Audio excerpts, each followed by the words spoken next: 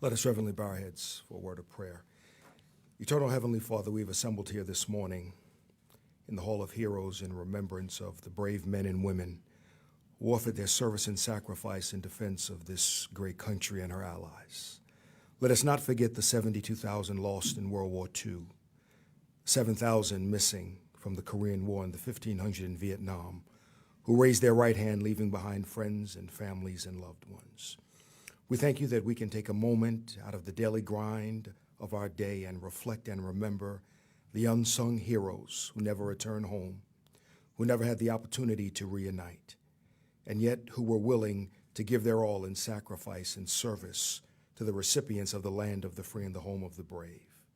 Today, O God, we honor their loyalty, courage, and selfless service. Today we remember and reflect, and for this we thank you. Hear our prayer. Amen.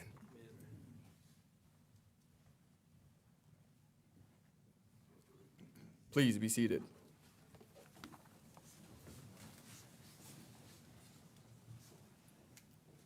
Ladies and gentlemen, General Daniel Hokanson, Chief of the National Guard, Bureau.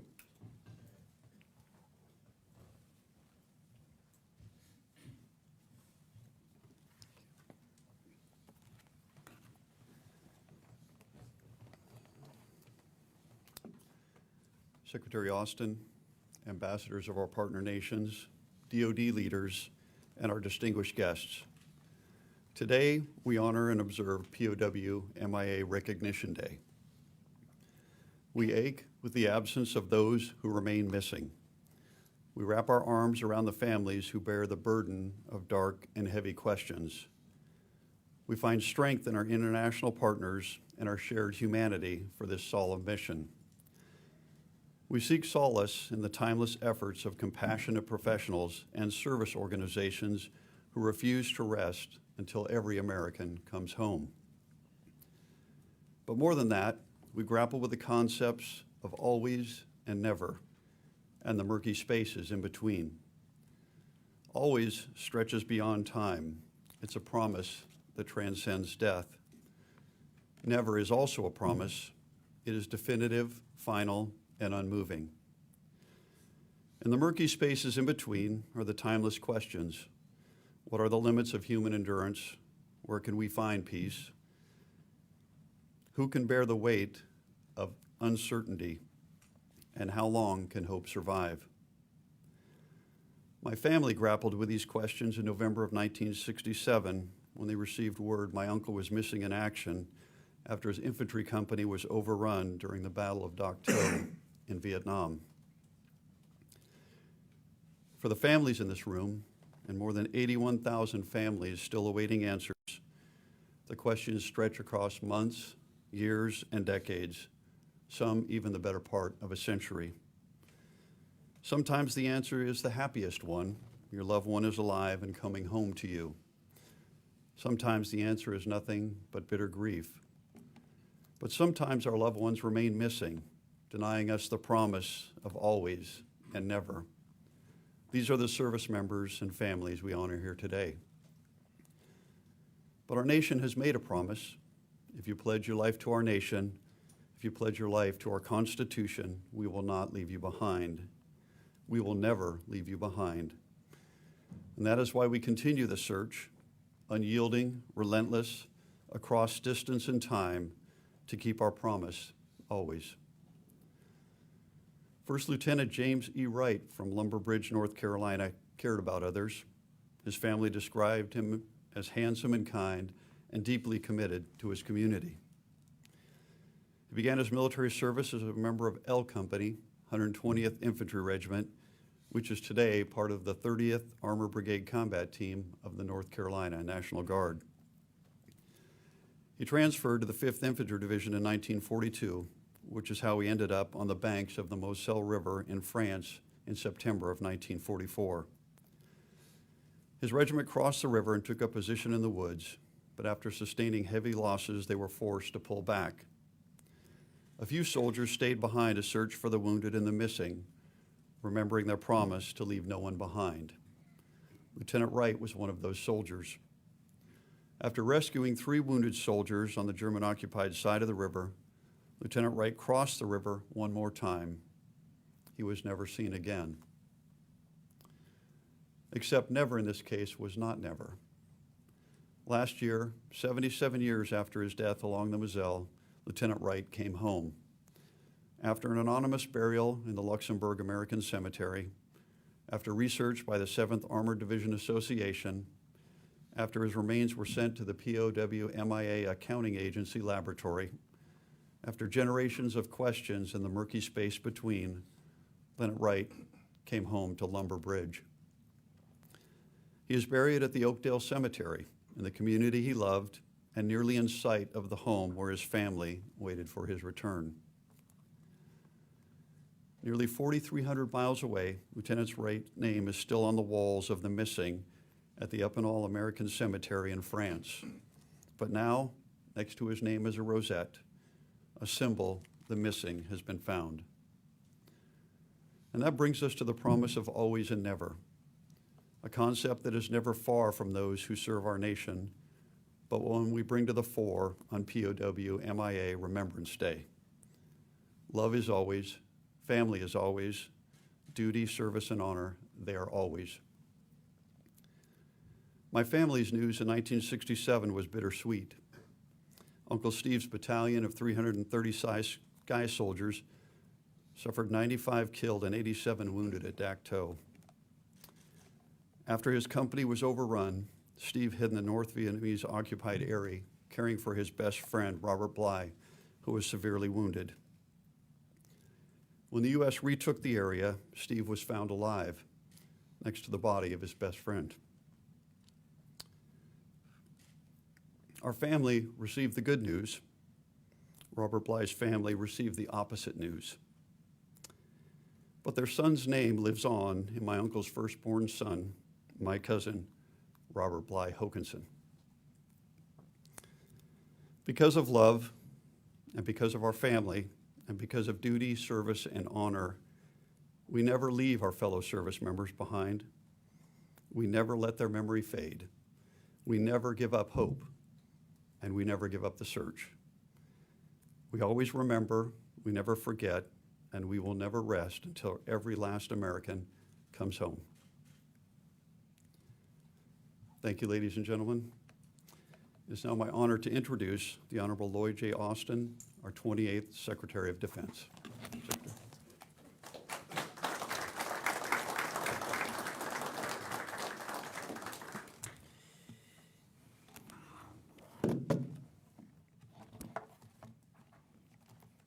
Well, thank you, General Hokanson, and good morning, everyone. Thanks for joining us for this important occasion. I'm especially honored to welcome Colonel Mike Brazelton,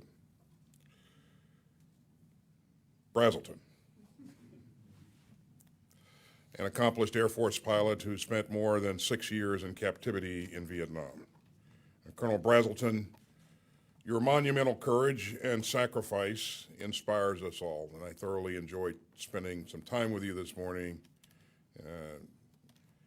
There's a rumor out there that Colonel Brazelton actually conducted a parachute jump yesterday or earlier this week.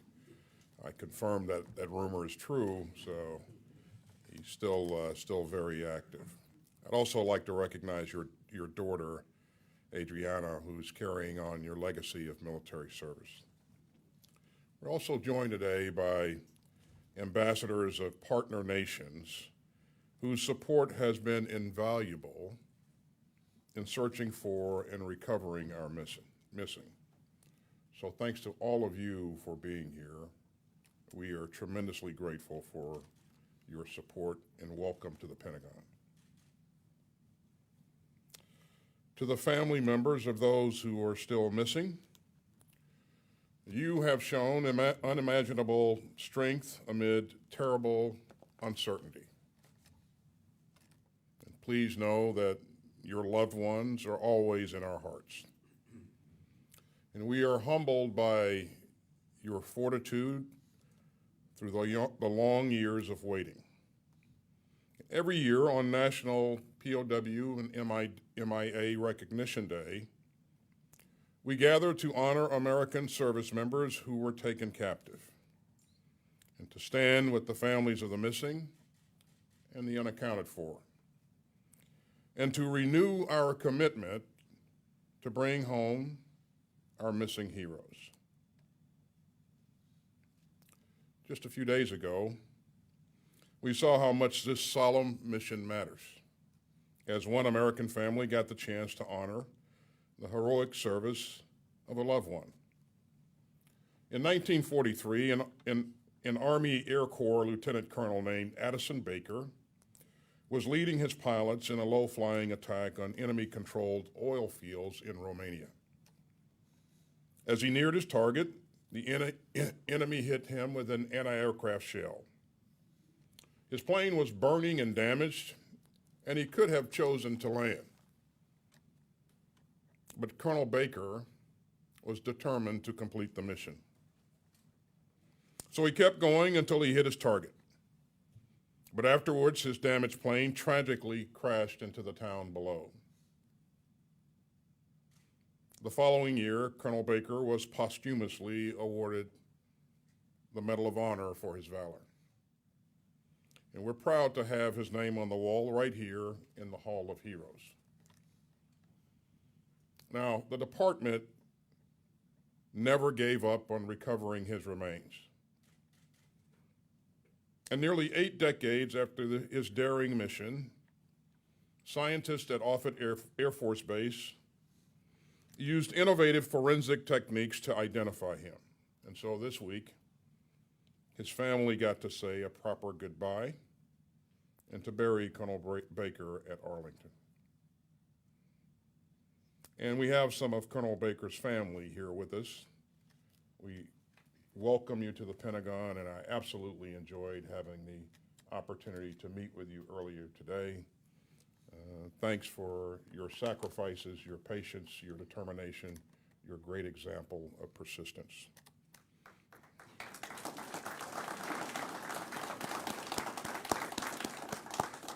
We all know how much this moment means to you and your family, and we couldn't be prouder to be here with you today, so thanks for sharing this day with us. Now, over the years, thousands of families have had the chance to honor loved ones who have been in prison or missing. And that's because of the dedicated work by public servants in this department and the service organizations that work alongside them. But we know that we have more work to do, a lot more work to do. As you heard General Hokanson say earlier, more than 81,000 American service members and civilians remain unaccounted for. And the experts at the Defense POW MIA Accounting Agency say that nearly half of those may be recoverable. Now, this is a monumental task, but it's also a sacred obligation. Because everyone who serves in the United States military makes a solemn commitment to this country, and their families do as well. And this country makes a solemn promise to them in return, to provide the fullest possible accounting for anyone who goes missing in a line of duty. And it's our solemn obligation to do right by those who sacrifice to defend our security and our democracy. And so I'm incredibly grateful to everyone who works so hard to honor that commitment. Our experts at the Defense POW MIA Accounting Agency work in 46 countries. And they painstakingly search for remains and then use cutting-edge forensic testing and techniques to identify the missing. And our partners around the globe lend vital support, including former foes that have become friends, and family and veteran service organizations, many of them here today, shine a spotlight on this important cause and help us fulfill our pledge to those who have served. These efforts combine innovation and skill with compassion and unwavering resolve, all to ensure that America fulfills this sacred promise. Over the past year, the department has identified more than 150 missing individuals, including Colonel Baker. And behind each successful identification is a family story. These are stories of pain and uncertainty, but also of hope and endurance and relief when long-sought answers are finally found. The black and white flag that we fly in honor of our POW and MIAs bears a simple but powerful message to the families of those still missing and to all those who serve and to our nation. And that message is that we will never forget, we will never give up hope, and we will never stop working to find answers and to bring home our missing. And to all those who were taken captive and have come home, you have borne unspeakable hardship with resilience and patriotism. We are enormously grateful. And to the families of the captured and missing, your strength and your faith inspire us every day. Thank you to all who sacrifice so much to keep this country safe and to ensure that we keep our most sacred pledge to the men and women who serve. May God bless you, and may God continue to bless the United States of America. Thank you very much.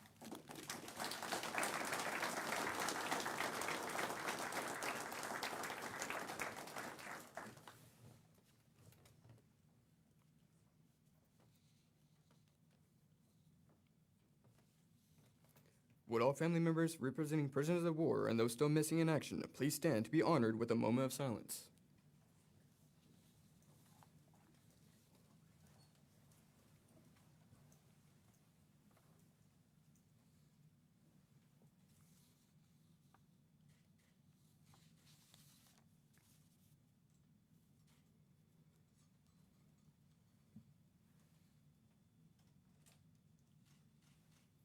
Thank you. Ladies and gentlemen, this concludes the Department of Defense 2022 POW MIA Recognition Day ceremony. Thank you for joining us today. Please join us in the back of the room for some refreshments.